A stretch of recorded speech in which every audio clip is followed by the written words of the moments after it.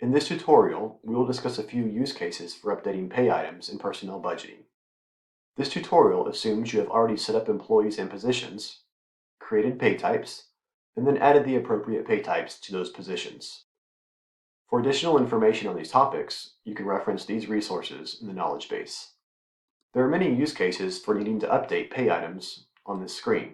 Consider, for example, a merit increase or cost of living adjustment at some point other than the beginning of your fiscal year, or even one that is based on individual employee anniversaries. Maybe a projected health insurance increase, a mandated update to the minimum wage at any other time than the beginning of your fiscal year. An employee will be on leave for several months, so you want to reduce or eliminate their salary during that time, but not affect their benefits. Perhaps you need to stop a certain pay type from calculating based on factors outside of what Martus would know, like if an employee reaches the annual 401k contribution limit, and your employer match needs to stop once that limit is reached. Or maybe you need to remove the amounts of certain benefits like health insurance, so they aren't budgeted for in the first 3 months of employment for a new hire. By using the Update Pay Items functionality, you can account for all of these scenarios and more. Let's go to Personnel Budgeting now in Martus to see how this works. First, we'll select the scenario we want to work with and set it as current. Next, we'll go to the Detail tab within the scenario.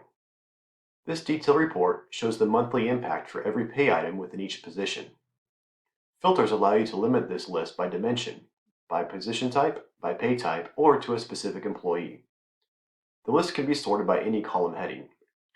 The items displayed in blue are hyperlinked. You can click on them to see position detail, employee detail, and pay type detail for that position. Let's look now at how to make mid-year adjustments to pay items using the Update Pay Items feature. Our first example is a mid-year salary increase. First, use your filters on the detail screen within the scenario to filter for the appropriate pay type. In this example, we want to budget for a 3% salary increase for all employees, so we'll filter by the salary pay type.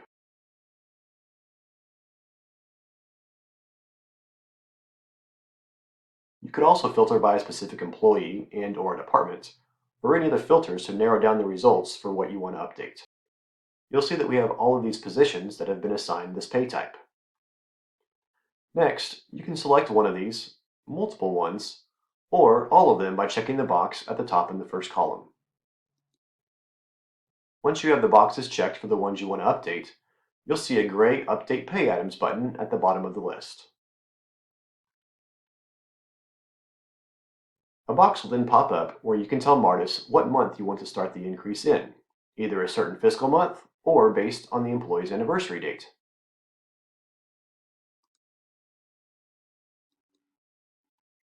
Notice you also have the option to define an ending month, which is good if you want to make an adjustment to certain pay types for a couple months during the year, like for employee leave. We'll let the ending month stay as it is through the end of our year. Next, you'll choose if you want to increase by a flat amount or a percent. In this example, we want to increase salary by 3% for our selections. If you wanted to decrease by a certain percentage or flat amount, you would enter that as a negative number. And last, we'll click Update. Now, you'll see the increase of 3% to all these pay items that were selected starting in April. I'm now going to filter by our Chief Operating Officer and remove our salary pay type filter. One thing to note is that changes to base rates automatically update other dependent pay items like the retire match you see here or payroll taxes. In the use case of a mid-year health insurance increase, the process would be the same as what we just went through. You can filter for the health insurance pay type, select all, and then apply either a flat amount or a percentage increase starting in the applicable month. For our next example, let's assume we have some employees who will max out their retirement contribution at some point during their year. When they reach their contribution limit, we need to stop our employer match. Martus doesn't know when they will reach their limit during the year, because that's not a cost to your organization, and therefore you don't budget their portion of the contribution. So you'll need to determine when that limit is reached based on their salary and the rate at which they are contributing. Let's assume for our example that this position, our COO, will reach the calendar year contribution limit in October. We'll first select the pay item, and then update pay items. You'll need to determine the percentage of your organization's matching contribution for this final month. More than likely, it will not be the full matching percentage as in previous months. Let's assume in this final month, we still need to match 1%.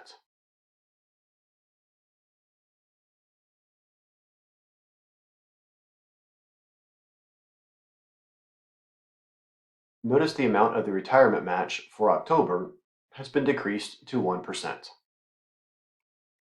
Then, for the remaining months of the calendar year, November and December, there should be no matching contribution from the organization.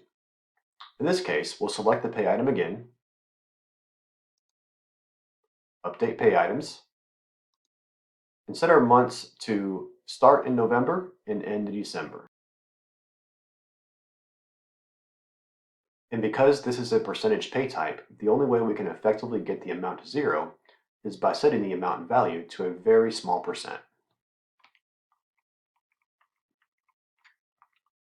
And update. Here you'll see for the months in November and December, the retirement match has been decreased to zero. For our last example, maybe you need to remove the amounts of certain benefits like health insurance, so they aren't budgeted for in the first 3 months of employment for a new hire. This could be done in one of two ways depending on your situation. The first option is on the pay type setup. When you create a pay type, you can add a tier based on months employed. For example, let's look at the retirement match. Here you can see this retirement match will not start calculating until the 4th month of employment. This works well for pay types that don't use any other type of tiers. However, sometimes you might run into a situation, like with health or medical benefits, where you need to set up the pay type with tiers based on coverage. For instance, our health insurance. Here, you'll notice our tiers are based on coverage. When this is the case, you can use the Update Pay Items feature to account for this. From within this scenario, we're going to go to the Detail tab and filter for that position, the COO, and that pay type.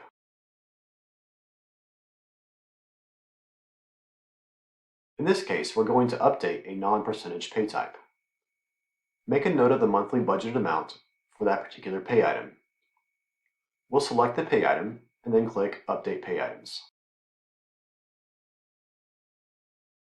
Assuming the employee is hired in January, we'll choose January through March. Next, we'll select Flat for the amount type. And note that this is a non-percentage pay type we are updating. Next, we'll enter in the monthly amount that we just made a note of, but as a negative number. If the pay type frequency is something other than monthly, you would enter that amount based on the frequency. Now, the trick here is that this specific pay type has a default rate or amount set on it. So if we were to put in the exact negative number that would bring it down to zero, it would default back to the original rate. And this would only apply to pay types that have a default amount or rate set on them. So what we're going to do is enter the amount as a negative number to the closest possible whole number, going out to 5 decimal places. And finally, we'll click Update. Now you can see that the months of January through March have been zeroed out to account for that waiting period. And finally, if you need to revert any of the adjustments that you previously made, like we did to our salary pay type starting in April, or if you had made an update to the pay item itself and want that update to be reflected in your scenario, you can select those pay items by ticking the checkboxes, and then click the button at the bottom, Recalculate, Return to Original Rates. This will recalculate those pay items back to the original rate as it is set up on the pay type for these positions, and the dependent pay types will be adjusted automatically as well. In this video, we demonstrated several use cases for making mid-year adjustments using the Update Pay Items functionality. We also looked at how to recalculate pay items for when a pay type is updated, or if you want to reverse the mid-year updates you previously made in a scenario.